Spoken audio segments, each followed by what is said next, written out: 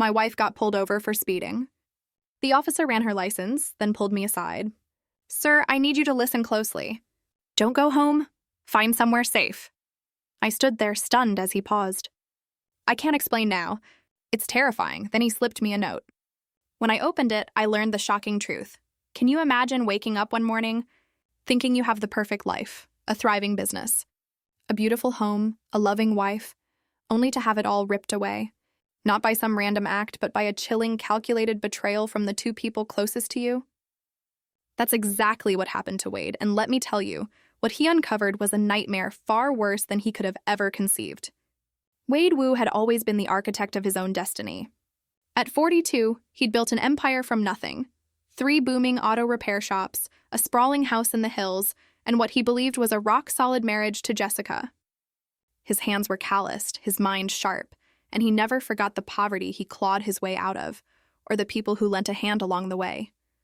One autumn evening, everything felt normal. He was buried in quarterly reports when Jessica casually mentioned she was off to her sister Gail's place across town. Nothing unusual there. They were close. Wine and movie nights often turned into overnighters. He kissed her goodbye, a fleeting thought about her unusually careful makeup for a family night, but he dismissed it. 3 hours later, a cold dread coiled in his stomach as he found himself trailing a patrol car on Highway 47. It was Jessica's BMW pulled over for speeding. Speeding? Jessica? The woman was practically allergic to breaking the speed limit. Officer Seth Mayer, a young guy in his early 30s with an honest, earnest face, approached the car. As he ran Jessica's license, Wade watched his expression shift from routine boredom to something much more serious, his eyes darting between the screen, Jessica, then to Wade with what looked like genuine pity. "Sir?" Officer Mayer called out, his steps hesitant as he came closer. "I need you to listen very carefully. Do not go home tonight. Get somewhere safe." The blood drained from Wade's face. "What? Why? What's wrong?" The officer glanced around nervously, then pressed a folded piece of paper into Wade's palm, his voice dropping to a whisper. "I can't explain now. It's horrifying. Legally, I can't do anything, but that woman isn't who you think she is, and neither is the man waiting at your house." Wade's world tilted. "What man? Read the note tonight. Don't confront anyone. Just be smart about this." Officer Mayer handed Jessica back her license with a professional smile, but Wade caught the flicker of disgust in his eyes. Jessica returned to their car, chattering nervously about the officer being weird, asking too many questions. Wade nodded absently, the note burning like acid in his pocket. He suggested dinner before heading to Gail's, desperate for time to think. In the restaurant bathroom, his hands shaking uncontrollably, Wade unfolded the note. The words blurred, then sharpened into terrifying clarity. "Your wife has been seeing Patrick Mullins for 8 months. Tonight, he's in your house going through your safe." She gave him the combination. "There's more, much more. She's been planning this for years. I'm sorry. I wish I could do more. A friend who remembers you helped his family when no one else would. Patrick Mullins." The name hit him like a physical blow. Patrick had worked at his first shop 5 years ago. Charming, yes, but with a knack for making cash come up short. Wade had fired him, no charges, believing everyone deserved a second chance. Apparently, Patrick had been planning his revenge ever since. But Jessica, his Jessica, married for 15 years. They'd built everything together, survived his mother's cancer, her father's death, his bankruptcy, countless struggles that should have forged them into an unbreakable unit. He folded the note, smoothing his face into a careful mask, and walked back to the table. Jessica was texting someone, her phone angled away from him. He'd never noticed before, but now it was glaringly obvious. "Everything okay, honey?" she asked without looking up. "Perfect," Wade replied. And for the first time in his marriage, he meant the absolute opposite. The 20-minute drive to Gail's was pure torture. Jessica kept checking her phone, and Wade found himself cataloging every single lie she might have told him. Every late night at work, every weekend trip to visit college friends he'd never met. The very foundation of his life wasn't just cracking, it was dissolving, revealing that there had never been a foundation at all. When they arrived at Gail's, Wade feigned a work emergency, claiming he needed to head back. Jessica's relief was so palpable it was almost comical. She kissed him goodbye with the same lips that had probably been kissing Patrick Mullins, and Wade had to clench his fist to keep from grabbing her throat right there. But Wade hadn't built an empire by acting on impulse. He'd learned patience from his father, strategy from his grandfather, and ruthlessness from the streets that had tried to keep him down. If Jessica and Patrick thought they could destroy everything he'd built, they were about to learn what a fatal mistake that was. As he drove toward downtown instead of home, a cold, precise plan began to form. They thought they were playing him, but they had no idea they'd just started a game with a man who never, ever lost. Chapter 2, The Hunter's Education.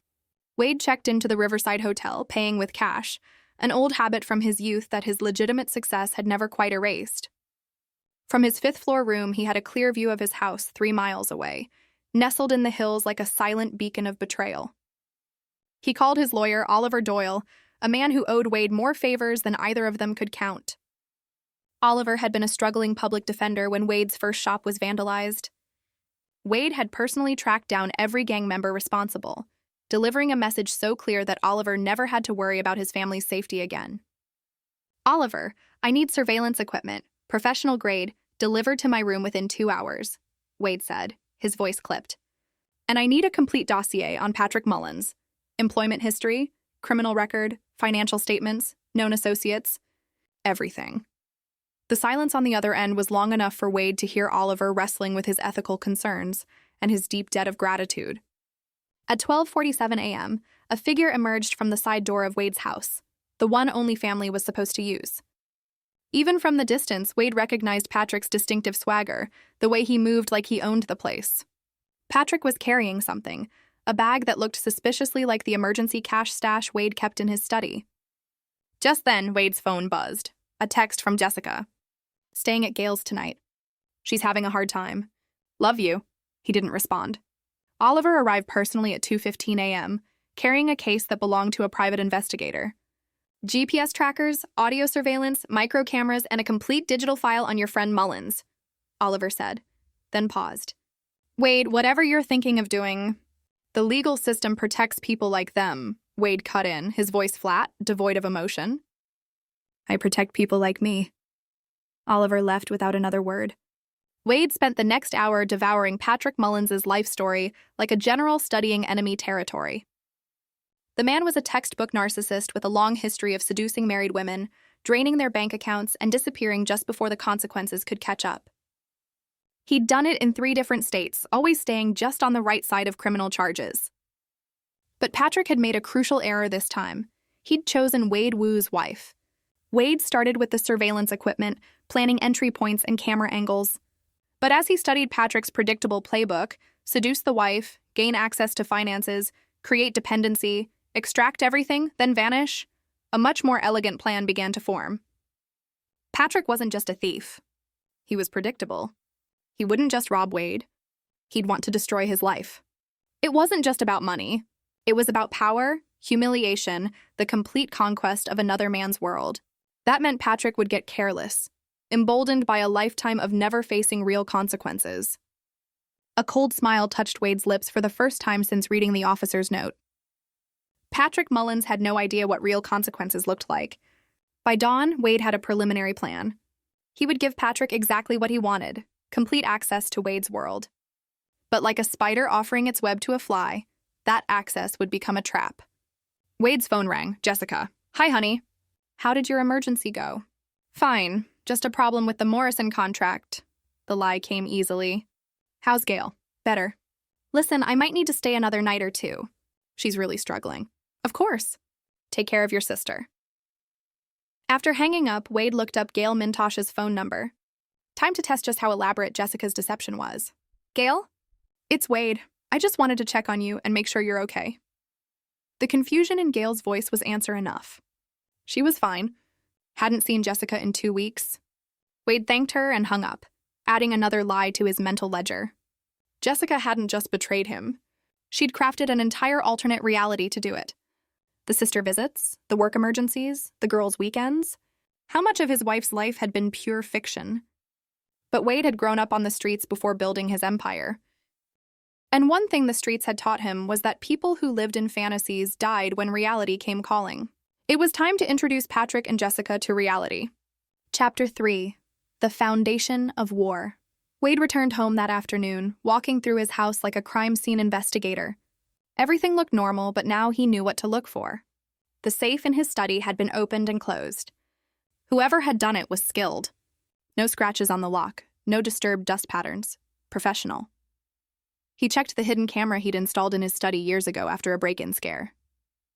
The timestamp showed Patrick Mullins in Wade's private space at 11:23 p.m.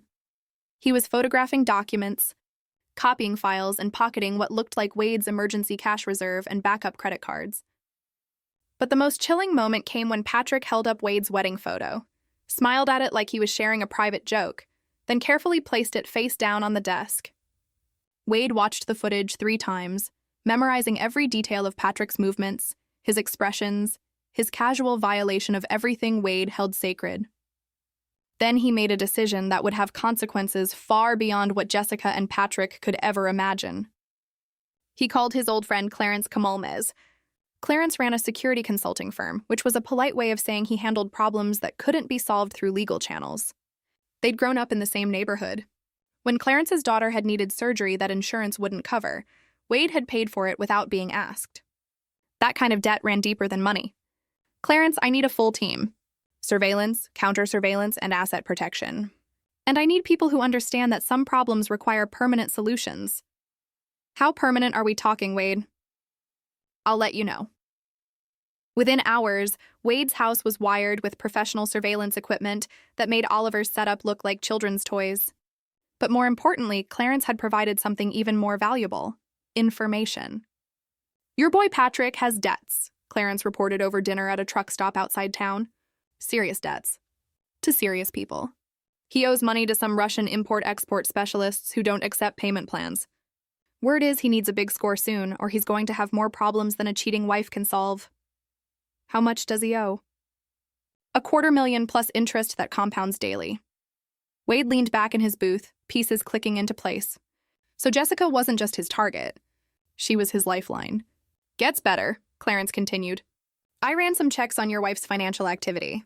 She's been moving money for months. Small amounts, different accounts, always just under the reporting thresholds. Someone taught her how to wash money without triggering flags. The waitress refilled Wade's coffee, and he waited until she was gone before speaking. How much? Best estimate? She's moved about $400,000 over the past year. Money that came from your business accounts, your personal savings, even small amounts from your retirement fund. Wade's vision went red around the edges. $400,000. Money that represented years of 18-hour days, deals made in back alleys and boardrooms, risks that had paid off through sweat and blood and sheer force of will. There's more, Clarence pressed on. The money didn't just disappear. It's been invested. Real estate purchases in Patrick's name. Some offshore accounts, a few business ventures that don't exist on paper. They've been building a future together, Wade. A future financed by your past. Wade set down his coffee cup with deliberate care. I want to know everything. Every account, every purchase, every lie they've told each other. I want to know what they eat for breakfast and what they dream about at night. Then Wade met his old friend's eyes, and Clarence saw something there that made him glad they were on the same side. Then I'm going to give them exactly what they deserve. That night, Wade lay in his bed, the bed he'd shared with Jessica for 15 years, and stared at the ceiling. Tomorrow, he would begin implementing a plan that would make Patrick and Jessica's betrayal look like a children's game. They thought they were stealing his life, but they were about to discover that some men couldn't be stolen from. They could only be awakened. His phone buzzed with another text from Jessica. Miss you. Home tomorrow night. Can't wait to see you. Wade typed back. Can't wait either. We need to talk about our future. For once, he was telling the truth. Chapter 4. The web expands. Wade woke before dawn and went through his morning routine like a man preparing for war. Coffee, shower, workout in his home gym, then a careful review of the surveillance footage from the night before. Jessica had returned home at 2:47 a.m., moving through the house like a ghost, checking her phone constantly, even going so far as to smell Wade's pillow to see if he'd been there. When she finally woke at 9:30, Wade was already gone, ostensibly to work, but actually to begin phase 1 of his plan. His first stop was the office of Maria Gamble, a private investigator specializing in financial crimes. Maria had helped Wade investigate a potential partner years ago and had uncovered embezzlement that saved him from a disastrous merger. She was thorough, discreet, and had no qualms about operating in legal gray areas. I need complete financial profiles on these two, Wade said, sliding photos of Jessica and Patrick across her desk. Every account, every transaction, every asset, legal and illegal. Maria studied the photos. Your wife, my soon-to-be ex-wife. This isn't going to be cheap, Wade. Deep financial investigations take time and resources. Wade placed a briefcase on her desk and opened it. $50,000 in cash. How much time do you need? 72 hours. You have 48. Next, Wade visited his accountant, Hal Stevens, who managed the books for all three of his auto shops. Hal was meticulous to the point of obsession, which made him perfect for what Wade needed. Hal, I need you to restructure everything. Transfer ownership of the shops to a new corporation. Move all liquid assets to accounts Jessica can't access, and create a paper trail that shows the businesses are struggling financially. Hal's face went pale. Wade, if you're going through a divorce, this could be considered asset hiding. The courts won't be involved. Wade's tone was flat. I'm not getting divorced, Hal. I'm getting justice. The difference in his voice made Hal stop asking questions. By afternoon, Wade had visited each of his shops, ostensibly for routine inspections, but actually to plant seeds of a much larger plan. He spoke privately with key employees, asking carefully crafted questions about loyalty, about what they would do if the business faced serious threats, about whether they could keep sensitive information confidential. Wade had learned long ago that loyalty couldn't be bought, but it could be cultivated. Every person he spoke with remembered specific kindnesses: the Christmas bonuses when their kids needed surgery, the promotions when other shops wouldn't hire them, the second chances when their own mistakes could have cost them everything. By evening, Wade had assembled a network of allies who would do almost anything to protect the man who had protected them. The final stop of the day was the most important: a meeting with James Hernandez, a man whose official title was business consultant, but whose actual function was solving problems that couldn't be solved through conventional means. They met at a private club downtown, the kind of place where conversations weren't recorded, and memberships couldn't be bought with money alone. I have a situation, Wade began, that requires a delicate touch. James listened without interruption as Wade outlined the betrayal, the theft, and the complete violation of everything he'd built. When Wade finished, James was quiet for a long moment. What's your endgame, Wade? Complete destruction. I want them to lose everything they've stolen from me and everything they think they own. I want them to understand what it feels like to have their entire life revealed as a lie. And if they fight back? Wade's smile was cold. They're welcome to try. James nodded slowly. This isn't just about money, is it? No, it's about respect, about consequences, about teaching two people that there are men in this world who can't be stolen from, only awakened. I can have resources in place within a week. You have 3 days. Wade drove home to find Jessica cooking dinner, humming softly to herself, playing the role of devoted wife with an expertise that would have been admirable if it weren't so completely false. She kissed him when he walked in, and Wade had to suppress the urge to grab her throat and demand the truth. Instead, he played his own role: the trusting husband, the successful businessman, the man too comfortable in his life to notice it being systematically dismantled around him. How was work? Jessica asked, her voice bright with false concern. Interesting, Wade replied. I've been thinking about expanding, maybe opening a 4th shop. Jessica's fork paused halfway to her mouth. That sounds expensive. I've been looking at a place across town. Perfect location, but it would require a significant investment. Money to liquidate some assets to make it work. Wade watched her face carefully. The flash of panic in Jessica's eyes was so brief that someone who didn't know what to look for might have missed it. But Wade saw it, cataloged it, and filed it away for future use. Maybe we should discuss any major financial decisions together, Jessica said carefully. Of course. After all, we're partners in everything. That night, as Jessica slept beside him, Wade lay awake, planning the systematic destruction of two people who had made the mistake of thinking Wade Wu was just another mark to be conned and discarded. They were about to learn that some men weren't victims. They were predators. Chapter 5. The Trap Springs Shut. The call came at 6:47 a.m., 3 days after Wade had set his plan in motion. Maria Gamble's voice was tight with excitement and disgust in equal measure. Wade, you need to see this. Can you be in my office in an hour? Wade arrived to find Maria's desk covered with financial documents, photographs, and bank records that painted a picture of systematic betrayal far deeper than he'd imagined. "Your wife is smart," Maria began. "But Patrick Mullins is smarter and greedier." She spread out a series of bank statements. "Jessica has been moving your money for 14 months, not 8. But here's the interesting part. Patrick's been moving her money too. Every account she set up, every investment she made with your stolen funds, he's been skimming from. She thinks they have $400,000 together. He's actually got closer to $600,000, and $300,000 of it is hidden from her." Wade studied the documents, a cold satisfaction settling in his chest. He's planning to disappear. More than that. Look at this. Maria produced a lease agreement. Patrick signed a 2-year lease on a house in Jessica's name, using her social security number and a forged signature. If things go south, she's liable for 24 months of rent on a place she's never seen. Where? Costa Rica? Non-extradition jurisdiction for financial crimes under $50,000 per incident.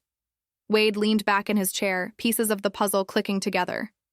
Patrick wasn't just stealing from Wade. He was setting Jessica up to take the fall for everything. When the time came to disappear, Patrick would leave Jessica holding the bag for fraud charges, while he lived comfortably on money stolen from both of them. "There's more," Maria continued. "Patrick's been recording everything. Phone calls, hotel meetings, even intimate encounters. He's got enough evidence to destroy Jessica's reputation and implicate her in every aspect of the theft, while painting himself as a manipulated victim."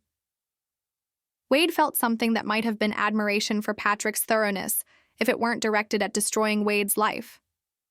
The man was a professional predator who had perfected the art of leaving his accomplices to face consequences alone. But Patrick had made one crucial error. He'd assumed Wade Wu was just another mark. "I need copies of everything," Wade said. "And I need you to do one more thing." That afternoon, Wade implemented the next phase of his plan. He called Jessica at work and asked her to meet him for lunch at their favorite restaurant, the same place where they'd had their first date 16 years ago.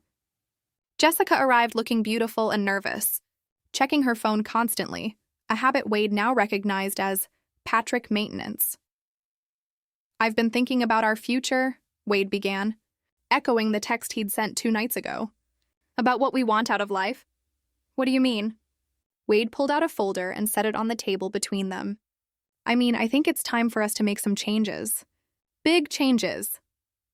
Jessica's face went pale as she opened the folder and saw the first document, a property listing for a house in Costa Rica, complete with photographs and a purchase agreement.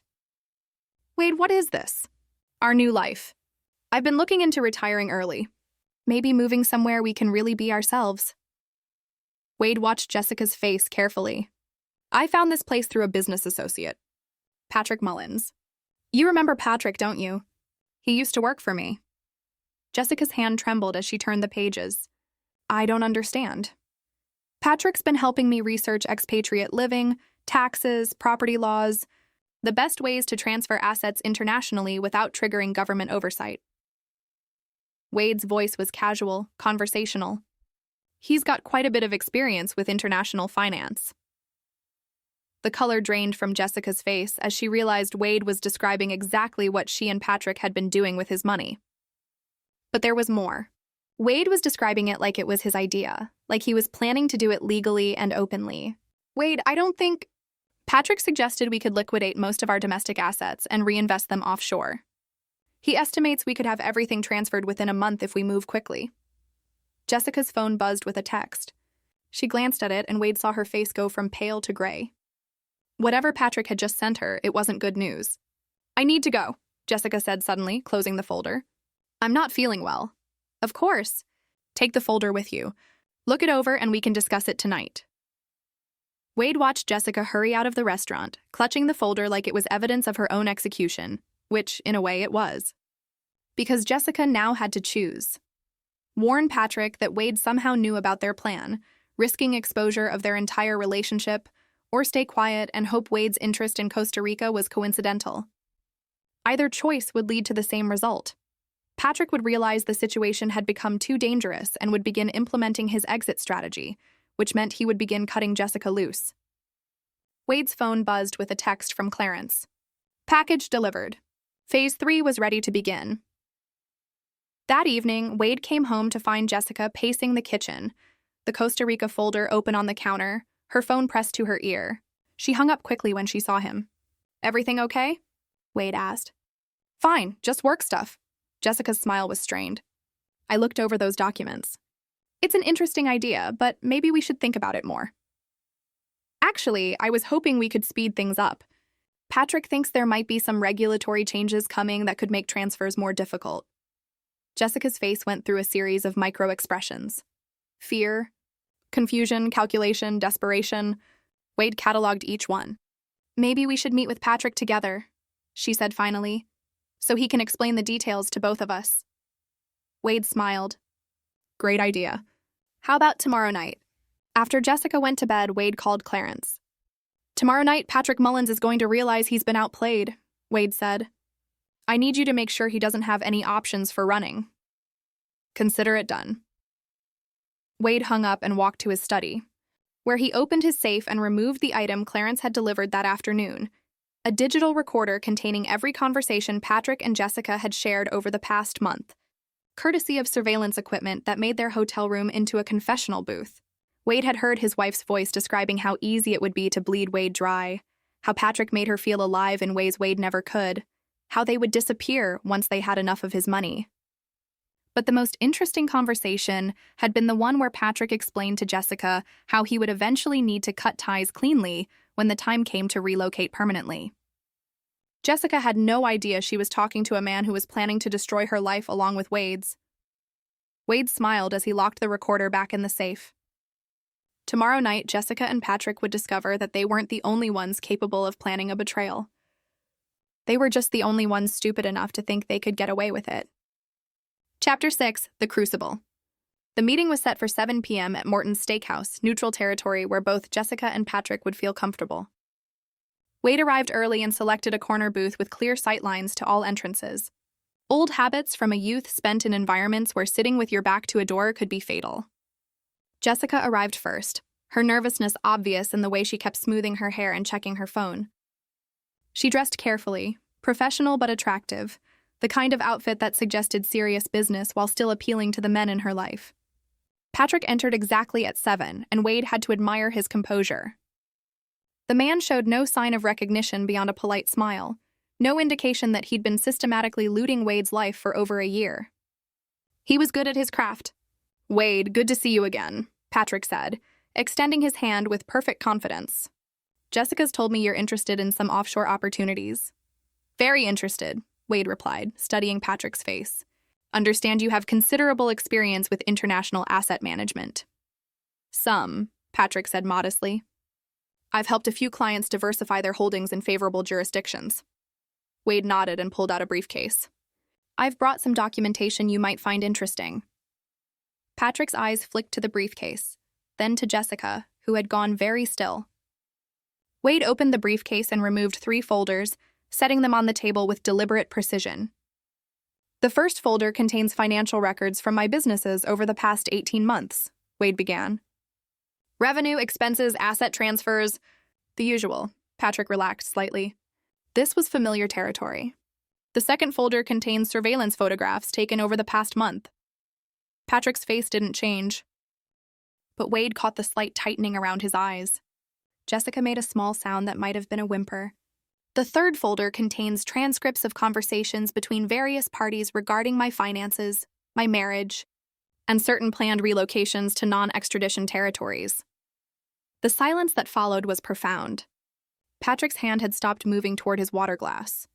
Jessica was staring at the folders like they were venomous snakes. "Now," Wade continued conversationally, "we can discuss this like civilized people, or we can involve other parties. Your choice?" Patrick recovered first, as Wade had expected. Predators were always quick to assess new threats. "Wade, I think there might be some misunderstanding." "No misunderstanding." Wade opened the first folder and removed a bank statement. "Jessica, would you like to explain to Patrick why your signature appears on this withdrawal authorization for $50,000 from my business account?" Jessica's face crumpled. "Wade, please." "Or Patrick. Perhaps you'd like to explain why you're listed as the beneficiary on a life insurance policy Jessica took out on me 6 months ago?" That got Patrick's attention. Wade had saved this revelation for maximum impact, and a look of genuine surprise on Patrick's face told him everything he needed to know. Patrick hadn't known about the insurance policy, which meant Jessica had been planning contingencies that didn't include her lover. Patrick's voice was carefully controlled, but Wade caught the edge of betrayal underneath. $2 million, Wade said, with Jessica as the primary beneficiary and Patrick Mullins as secondary. Interesting arrangement, don't you think? Patrick turned to Jessica with an expression that would have been terrifying if Wade hadn't been enjoying it so much. You didn't mention any insurance policies, Patrick hissed. I wanted to protect us, Jessica shot back. Protect us or protect yourself?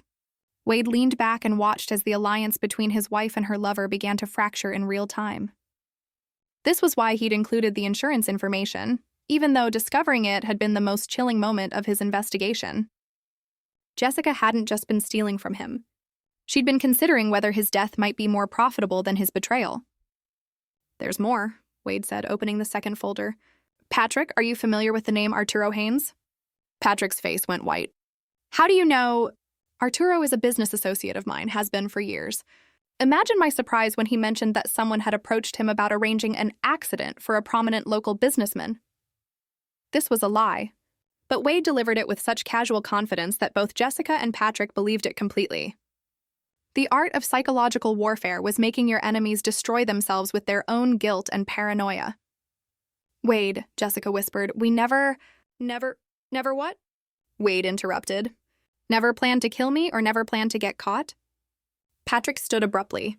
I think this conversation is over. Sit down, Wade said quietly, and something in his voice made Patrick freeze.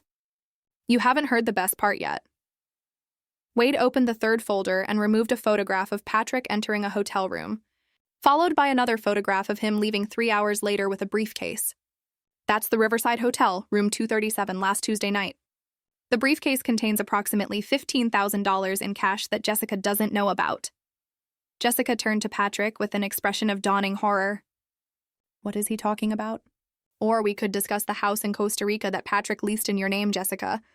The one you'll be liable for even after he disappears with the money you've both been stealing from me. The trap was now fully sprung. Patrick realized he'd been outmaneuvered.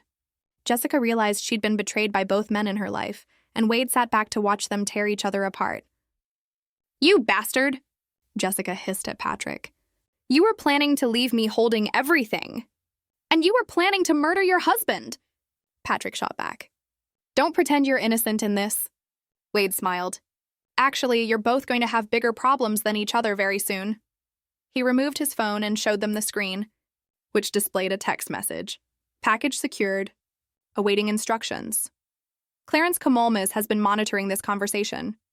He's also been monitoring both of your residences, your financial accounts, and your communications. In approximately 10 minutes, federal agents are going to raid Patrick's apartment and Jessica's office.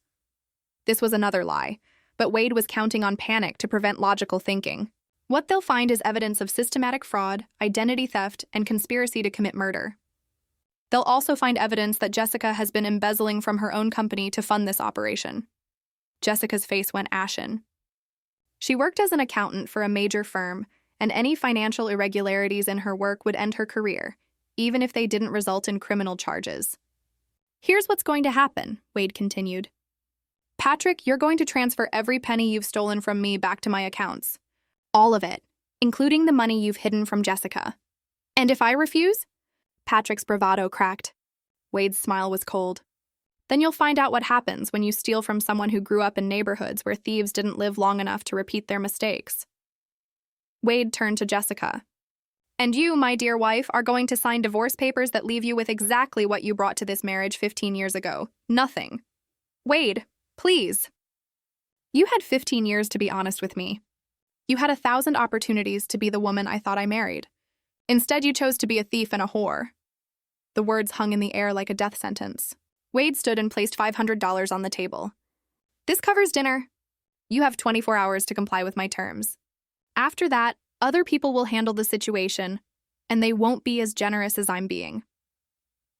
Wade walked away, leaving Jessica and Patrick to face the wreckage of their carefully planned betrayal. Behind him, he could hear them starting to argue, accusations flying, the sound of two predators turning on each other when their prey proved too dangerous to handle. The real revenge was just beginning. Chapter 7, The Reckoning. Wade didn't go home that night. Instead, he drove to his first auto shop, the one he'd built with borrowed money and 18-hour days when he was 25, hungry enough to fight for every dollar. He sat in his office until dawn, watching surveillance footage of Patrick and Jessica's increasingly desperate phone calls and text messages.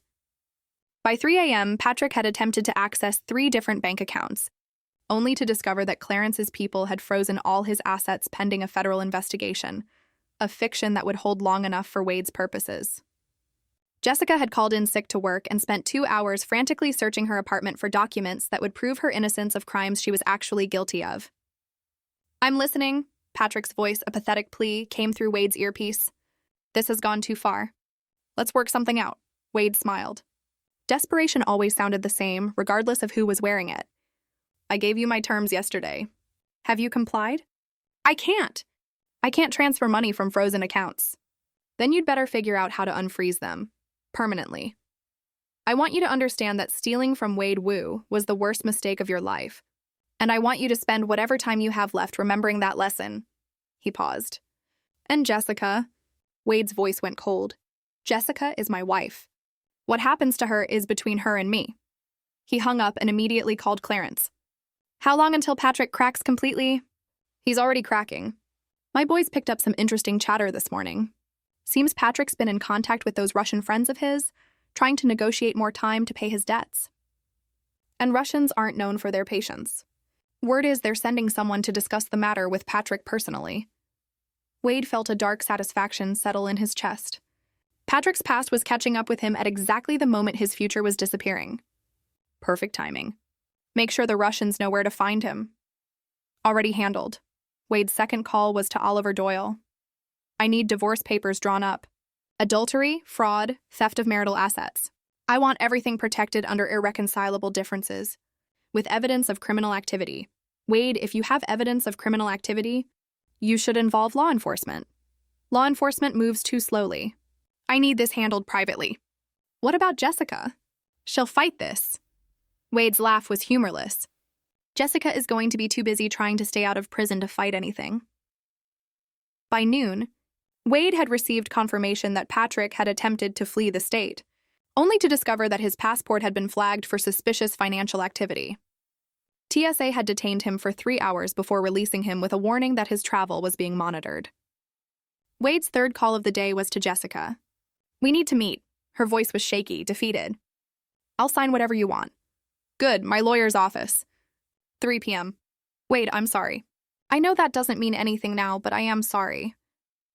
Wade considered this for a moment. "No, you're not sorry you did it. You're sorry you got caught. There's a difference."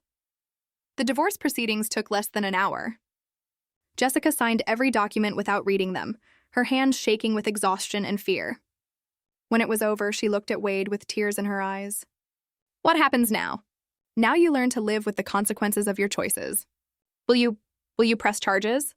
Wade studied his ex-wife's face, seeing perhaps for the first time the person she actually was beneath the mask she'd worn for 15 years. Weak, selfish, willing to destroy anyone to get what she wanted, but ultimately, a small person who had made the mistake of trying to prey on someone stronger. "No," he said finally. "You're not worth the effort." The relief on Jessica's face was pathetic. She actually thought she was getting away with it. Wade walked out of the lawyer's office a free man, but he wasn't finished. Not yet. That evening, he sat in his study and made one final call. "Clarence, it's time. You sure about this, Wade?" "I'm sure." 2 hours later, Wade received a text message with an address and a time. He drove across town to a warehouse district he'd known well in his youth. Places where problems were solved permanently and questions weren't asked. Patrick Mullins was waiting for him, tied to a chair in the center of an empty building. His face was bruised, his clothes torn, and his eyes held the desperate terror of a man who had finally realized the game was over. "Wade!" Patrick gasped as Wade approached. "Thank God! These men, they're insane! They think I owe them money." Wade pulled up a chair and sat down facing Patrick. "You do owe them money. $250,000 plus interest." "That's impossible!" "I never borrowed from Russians. No, but you stole money that was going to be used to pay them back. Wade's voice was calm, conversational. You see, Patrick, I've been doing business with Arturo Haynes for years. Back when I needed investors for my first shop, Arturo connected me with some international financiers. Russians, as it happens. Patrick's face went white. You paid them back years ago. I did. With money that technically belonged to you since you'd stolen it from me? Wade smiled. Which means you owe them the money I used to pay my debt with. Plus 15 years of compound interest. The math was fictional, but Patrick was too terrified to question it. Sometimes the most effective lies were the ones that sounded just plausible enough. I don't have that kind of money. I know. That's why we're here. Wade stood and walked to where Clarence was waiting with two other men Patrick probably recognized from his nightmares. Patrick Mullins, Wade said formally, you made the mistake of thinking you could steal from me. You made the mistake of thinking you could seduce my wife and destroy my life. Most importantly, you made the mistake of thinking I was just another mark to be conned and discarded. Wade nodded to Clarence. You were wrong. The last thing Patrick saw was Wade Wu walking away, leaving him to face the consequences of a life built on destroying other people's trust. Chapter 8, The Price of Betrayal. Wade didn't watch what happened to Patrick Mullins. He didn't need to. Some lessons were more effective when they remained private, between teacher and student, and Wade had taught enough lessons in his youth to know that Patrick would understand the message clearly. 3 days later, Patrick's disappearance made the local news as a missing person case. His apartment had been abandoned, his car found at the airport, and there were conflicting reports about whether he boarded a flight to Mexico or simply vanished entirely. The police investigation was perfunctory. Patrick Mullins had no family, few friends, and a history of leaving town abruptly. People like him disappeared all the time. Wade felt no guilt about Patrick's fate. In his experience, men who made careers out of destroying other people's lives rarely lived long enough to enjoy retirement. Wade had simply accelerated the inevitable. But Jessica was a different matter entirely. Wade found her on a Thursday evening, sitting alone in the same restaurant where they'd had their confrontation with Patrick. She looked smaller somehow, diminished by the weight of consequences she'd never imagined she'd have to carry. I heard about Patrick, she said without looking up when Wade sat down across from her. Did you? The police came by my apartment yesterday. They're asking questions about his financial dealings, his associates. She finally met Wade's eyes. They asked about you. What did you tell them? The truth. That Patrick used to work for you. That we'd met with him recently about some business opportunity. That I hadn't seen him since. Wade nodded. Smart, Jessica laughed bitterly. Too little, too late for smart. They sat in silence for several minutes. Two people who'd shared 15 years of marriage looking at each other like strangers, which, Wade reflected, they probably always had been. I never meant for it to go this far, Jessica said finally. Yes, you did. You just didn't think you'd get caught. No, I mean, I never meant to hurt you. Not really. Wade studied her face, looking for any sign of genuine remorse. What he saw instead was the same self-serving rationalization he'd heard from every criminal he'd ever known. The belief that wanting something badly enough justified taking it. You took out a life insurance policy on me, Jessica. $2 million, she flinched. That wasn't... It wasn't what you think. Then what was it? Insurance? In case something happened naturally? I wasn't going to... She trailed off, unable to finish the sentence. Wade leaned back in his chair. But you thought about it. The silence stretched between them like a confession. What happens now? Jessica asked. Now you disappear. You take whatever money you manage to hide from both Patrick and me, and you start over somewhere. I'll never see you again. And if I don't? Wade's smile was cold. Then you'll discover that Patrick wasn't the only one who owed dangerous people money. Jessica's face went ashen. Wade, please. You have 1 week. Wade stood to leave, then paused. One more thing. If you ever contact me, if you ever try to come back, if I even hear your name mentioned in this town again, what happened to Patrick will look like mercy compared to what happens to you. He walked away without looking back, leaving Jessica to contemplate the ruins of a life she destroyed through her own greed and betrayal. Outside, Wade sat in his car for several minutes, feeling something that might have been sadness if he were the type of man who indulged in such emotions. 15 years of marriage gone, not just ended, but revealed to have been a lie from the beginning. But Wade had survived worse losses. He'd survived poverty, violence, betrayal by people he trusted even more than Jessica. He'd built an empire from nothing once before, and he could do it again if necessary. His phone buzzed with a text from Clarence. Package handled, no loose ends. Wade deleted the message and started his car. Tomorrow, he would begin the process of rebuilding his life without the weight of people who had never deserved his trust. It would be different this time, better, because Wade had learned something valuable from Jessica and Patrick's betrayal. The only person he could truly trust was himself. And sometimes that was enough. Chapter 9. The New Foundation. 6 months later, Wade stood in the office of his fourth auto shop, watching the morning crew prepare for another day. The business had expanded faster than he'd projected, fueled by insurance money from Patrick's theft and the liquidated assets from his divorce settlement. The insurance company had paid out quickly once Wade provided evidence of Patrick's systematic embezzlement. They'd been satisfied with the police report of Patrick's disappearance and showed no interest in investigating further.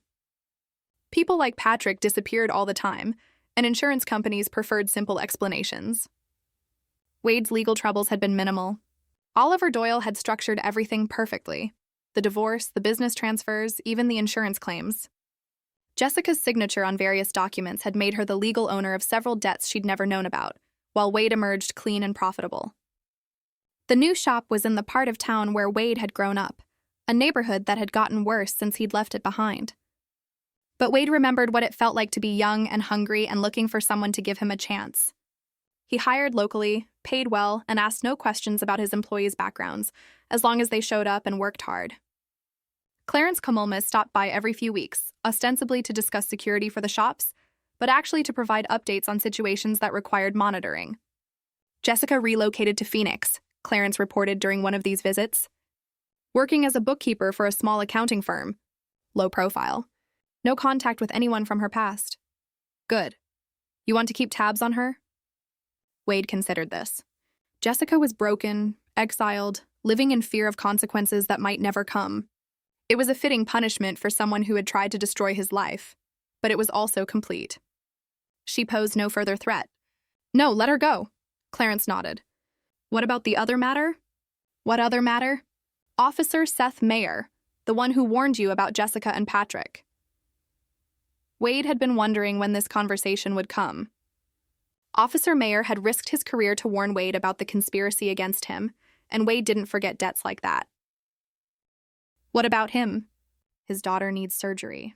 Leukemia. Insurance won't cover the experimental treatment that might save her life.